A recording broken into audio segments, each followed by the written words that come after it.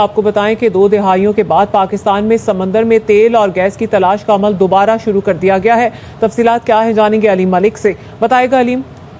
جی، سمندر میں تیل و گیس کی تلاش کے لیے آف شور بیڈنگ گراؤنڈ 2025 کے تحت پروڈکشن شیئرنگ معاہدے اور ایکسپلوریشن لائسنس کی دستخطی کی تقریب ہوئی. اس میں یہ جو اعلامیہ جاری کیا گیا پیٹرولیم ڈویژن کی جانب سے اس میں بتایا گیا کہ ابتدائی 3 سالہ لائسنس مدت کے فیز 1 میں $82 ملین کی سرمایہ کاری ہوگی. فیز 2 میں ڈرلنگ تک پیش رفت کی صورت میں مجموعی سرمایہ کاری تقریباً $1 ارب تک پہنچنے کا امکان ہے. اس کے ساتھ ساتھ یہ بتایا گیا ہے کہ سندھ اور بلوچستان کی جو ساحلی حدود ہے اس سے متصل انڈس اور مکران آف شور بیسن میں بلاک الاٹ کیے گئے ہیں. آف شور بڈ راؤنڈ 2025 میں 54,600 مربع کلومیٹر پر محیط 23 بلاک کی منظوری دی گئی ہے. 2 بلاکس آف شور ڈیپ سی اور آف شور ڈیپ ایف کے معاہدے 2 دسمبر 2025 کو وزیر اعظم ہاؤس میں طے پا چکے ہیں. یہ بتایا گیا ہے کہ آج مزید 21 جو پروڈکشن شیئرنگ معاہدے ہیں ان پر دستخط کے بعد جو آف شور بڈنگ راؤنڈ 2025 کا جو معاہدوں کا فریم ورک ہے وہ مکمل ہو گیا ہے.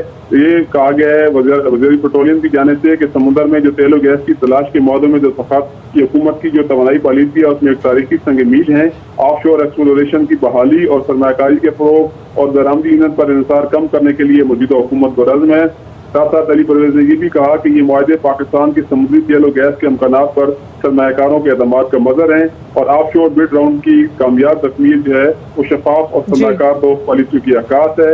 وزیر پیٹرولیم کی جانب سے یہ کہا گیا کہ یہ آف شور پیٹرولیم رولز کے نفاذ اور ماڈل پروڈکشن شیئرنگ ایگریمنٹ کے اجرا سے شفافیت اور سرمایہ کاروں کے اعتماد میں مزید اضافہ ہوگا. بہت شکریہ علیم.